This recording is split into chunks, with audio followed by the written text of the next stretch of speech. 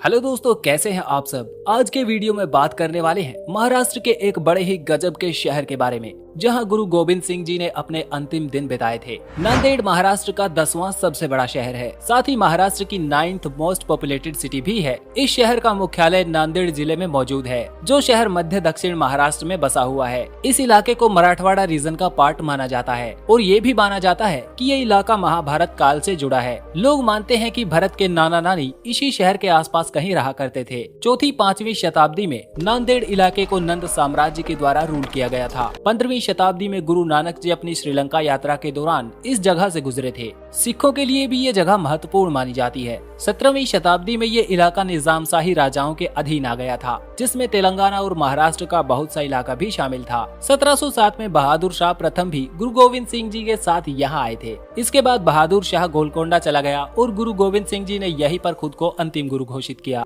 ये शहर लगभग 63 वर्ग किलोमीटर के इलाके में फैला हुआ है, जो समुद्र तल से 362 मीटर की ऊंचाई पर बसा है। 2011 की जनगणना में यहाँ लगभग 5.5 लाख की आबादी पाई गई, जो यहाँ के क्षेत्रफल के साथ 8700 वर्ग किलोमीटर का जनसंख्या घनत्व बनाती है। शिक्षा के क्षेत्र में ये इलाका अपनी ठीक ठाक पहचान बनाए हुए है। यहाँ की आबादी में से लगभग 87% लोग भारतीय शिक्षा ग्रहण किए हुए हैं। यहाँ की डेमोग्राफी के एक और पहलू लिंगानुपात की बात करें तो यहाँ 1000 पुरुषों पर 924 महिलाओं का लिंगानुपात पाया जाता है। यहाँ की आबादी में 48% लोग सनातन धर्म में विश्वास करते हैं। वही दूसरे नंबर पर 34% के आसपास इस्लाम धर्म को मानने वाले लोग भी रहते हैं। महाराष्ट्र के इस इलाके में प्राचीन समय में बुद्धिज्म की जड़ें भी दूर तक फैली हुई थी। यहाँ आज भी लगभग 15% बौद्धों की विचारधारा से प्रभावित लोग मिल जाते हैं। इकोनॉमी की बात करें तो यहाँ के लोग विभिन्न क्षेत्रों में काम करते हैं, जिनमें खेती बाड़ी से लेकर टूरिज्म, सर्विसेज,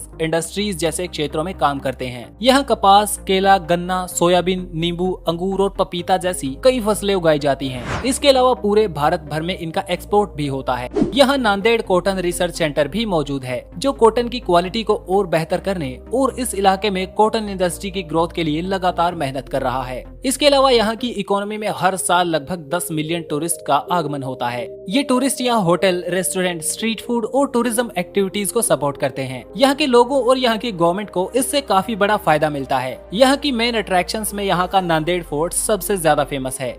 इस किले में एक वाटर टैंक और कई सारे गार्डन्स भी बनाए गए हैं। ये जिला 3 तरफ से गोदावरी नदी से घिरा है। यहाँ के उर्वशी घाट, राम घाट और गोवर्धन घाट बनारस की धरती की तरह ही धार्मिक कर्म कांडों के लिए जाने जाते हैं। यहाँ पर कई सारे मशहूर मंदिर मौजूद हैं। इस शहर की एक और खास बात है कि इसमें 10 गुरुद्वारे मौजूद हैं। जैसा हमने इसके इतिहास में पढ़ा था कि अंतिम समय के 10वें गुरु गोविंद सिंह जी यहीं पर रहा करते थे। उनसे जुड़ी कुछ चीजें और हथियार यहाँ के हुजूर साहिब गुरुद्वारा में रखी गई हैं, जो महाराजा रणजीत सिंह जी के द्वारा बनवाया गया था। ये गुरुद्वारा सिख धर्म में सबसे महत्वपूर्ण 5 तख्तों में से एक है। ट्रांसपोर्ट इंफ्रास्ट्रक्चर की बात करें तो इस शहर से होकर नेशनल हाईवे 61 और 361 गुजरते हैं, जो नागपुर, रत्नागिरी, अकोला और सांगर रेड्डी को जोड़ते हैं। यहाँ की सिकंदराबाद मनमाड़ लाइन पर मौजूद हुजूर साहिब नांदेड़ रेलवे स्टेशन यहाँ का मुख्य रेलवे स्टेशन है, जो साउथ सेंट्रल रेलवे जोन के अंदर आता है। यहाँ से हर दिन लगभग 48 ट्रेन गुजरती हैं, जो यहाँ के लोगों के ट्रांसपोर्ट के लिए सबसे सस्ता साधन है। यहाँ पर श्री गोविंद सिंह जी एयरपोर्ट भी मौजूद है, जहाँ से प्रतिदिन हैदराबाद, मुंबई, जलगांव और अमृतसर तक सीधी फ्लाइट्स जाती हैं। इसी के साथ इस वीडियो को यही क्लोज करते हैं। उम्मीद है आप इस वीडियो को अप्रिशिएट करेंगे, लाइक करेंगे और शेयर करेंगे। Thanks for watching. Stay tuned with explore YRF।